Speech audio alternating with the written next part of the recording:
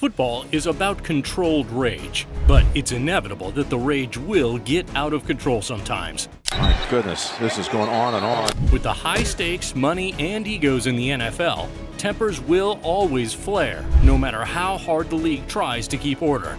We have fights on the field, fights on the sideline, one career that was ended, and the major violent act that incurred the biggest suspension in NFL history. Get ready to see some players with uncontrolled rage.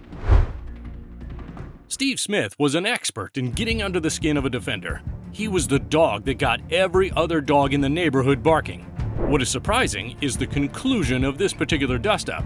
Steve Smith and his Panthers were playing their division rivals, the Saints.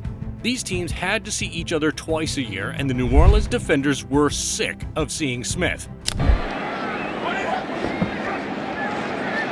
Newton in trouble on the run, and it's caught! Steve Smith will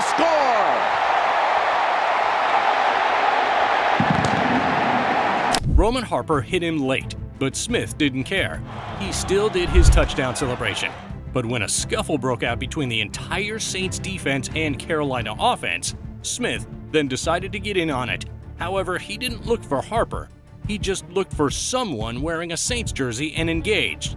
He happened to choose Malcolm Jenkins, and though he didn't do anything wrong, he was the unfortunate soul who suffered Smith's wrath, getting thrown to the ground hard before the fight was broken up.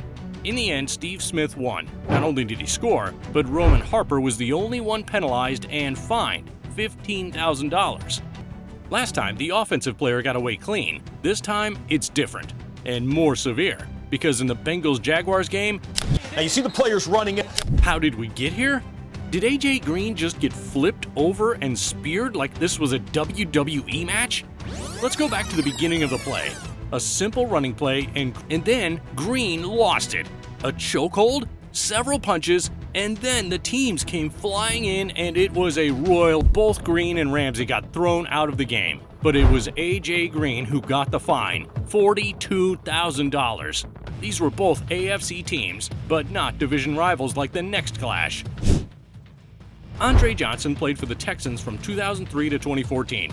Cortland Finnegan played for the Titans from 2006 to 2011, meaning these two matched up twice a year for 6 years.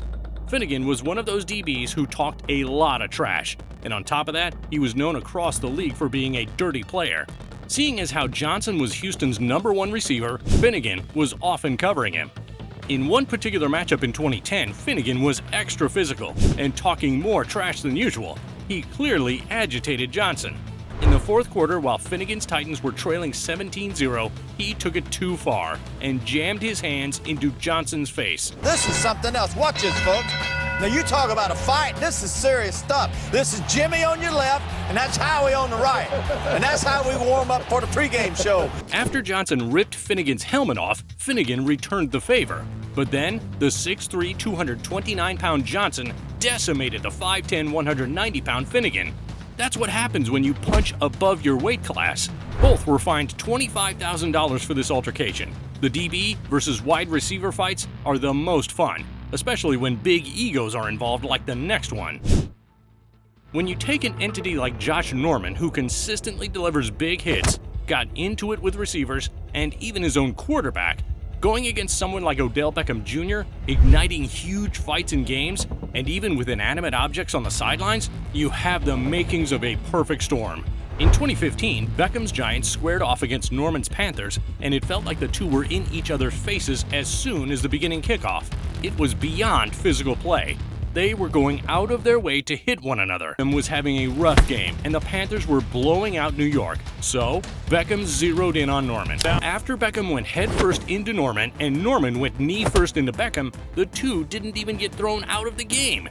Josh Norman did get fined a combined total of $26,000, and Beckham wound up getting suspended for a game as he instigated the fight, but at least no one went after anyone's jewelry in this incident. And he took that gold chain and ripped it off his neck. Hold on, does Aqib Talib think he's Debo, snatching gold chains like that? That was during a 2017 game in Denver, and Michael Crabtree never let that go. because early in a matchup next season between the Raiders and Broncos, he sought his revenge. Crabtree drove Talib into the ground with his excessive run blocking. The two teams ran onto the scene and a scuffle broke out.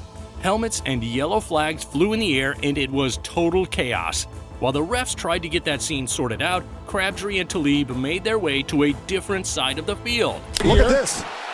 Oh, and a swing right This there. is crazy because now you're going to get ejected from the game. I mean, this is just selfish. Both Crabtree and Talib got suspended for 2 games for this incident. Their fight even caused their teammates to get fined after getting involved.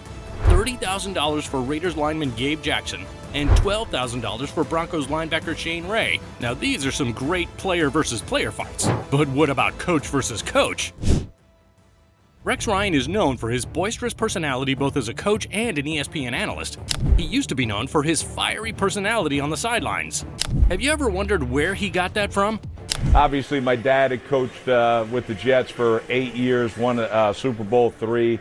Yes, the legendary coach Buddy Ryan. In addition to being a defensive line coach for the Jets, he was also a head coach at a few places and a defensive coordinator as well, including for the Houston Oilers, where he got into a famous fight on the sidelines in 1994. All year long, Buddy Ryan and offensive coordinator Kevin Gilbride were at odds. They never saw eye to eye, and in the last game of the season, Buddy Ryan thought Gilbride's eyes should finally see something new: his fist into an all-out brawl between the DC and OC. Interestingly, that was Buddy Ryan's one and only season coaching there, because he landed a head coaching job with Arizona the very next year.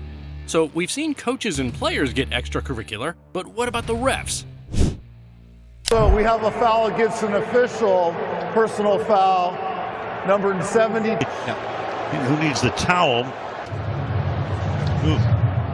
Maybe that was revenge for a time when a ref ended a player's career.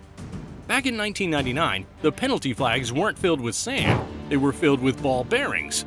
And in a Browns-Jaguars matchup, referee Jeff Triplett threw a penalty flag on a play, but he threw it directly at offensive lineman Orlando Brown and hit him in the eye. Brown was in immediate pain. Brown's eyes swelled up and he couldn't see out of it. This guy is a guy who makes $27 million. It's a potential lawsuit if you blind this guy. This did blind Orlando Brown. He missed the next 3 seasons due to his injured eye. He returned for a few more years afterwards, but he was never the same player again. The Browns and Steelers do not like each other at all. Now throw into the mix a man named Joey Porter, a mean man. The meanest human I know. The only thing I knew about Joey Porter at that point very well was that he would throw hands on the field before a game and not care about the repercussions or consequences, because fighting and being respected was more important to him than anything in the world. This isn't a hypothetical, this really happened. An hour before a game was set to start, running back William Green exchanged words on the field, and it quickly escalated into a fight. Porter was even swinging at someone who still had their helmet on. Both would have had to start in order for them to be actually ejected from it. In any event, neither played in the game, and both were fined $10,000 for the fight. At least they didn't use their helmets as weapons in this one. A player is never supposed to remove another player's helmet on the field, but Albert Haynesworth of the Titans didn't care about this rule at all. In a game against the Cowboys, after a play, Cowboys center Andre Garrett was on the ground. Haynesworth removed his helmet and then had a little something extra for Garrett.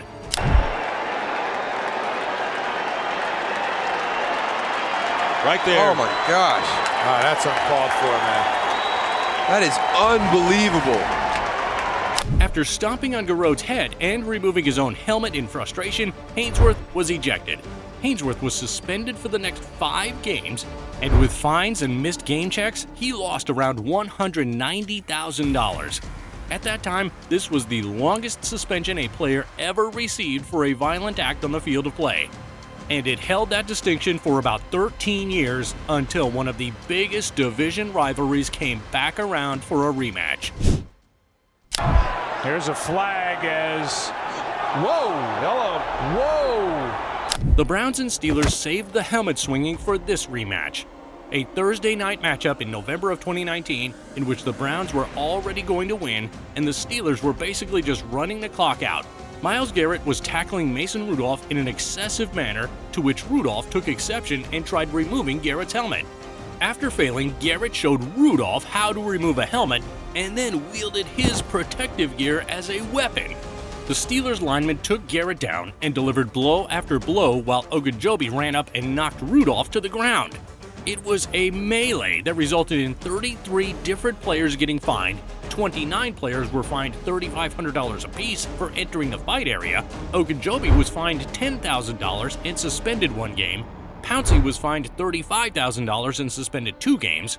Rudolph wasn't suspended but was fined $50,000. Garrett got the worst of it. He claimed Rudolph used a racial slur, but that was never proven, and Rudolph denied it. Despite Garrett's appeals, he was suspended for the rest of the season, which was 6 games. He was fined $45,000 on top of the $1.2 million that he lost in game checks. Those 6 games that Garrett couldn't play took the record for most amount of games a player has been suspended for a violent act on the field. Something he probably isn't proud of, but at the very least, this will have opposing players second-guessing whether they want to tussle with Garrett or not. Thanks for watching. If you liked our video, be sure to subscribe and check out our other videos on the screen.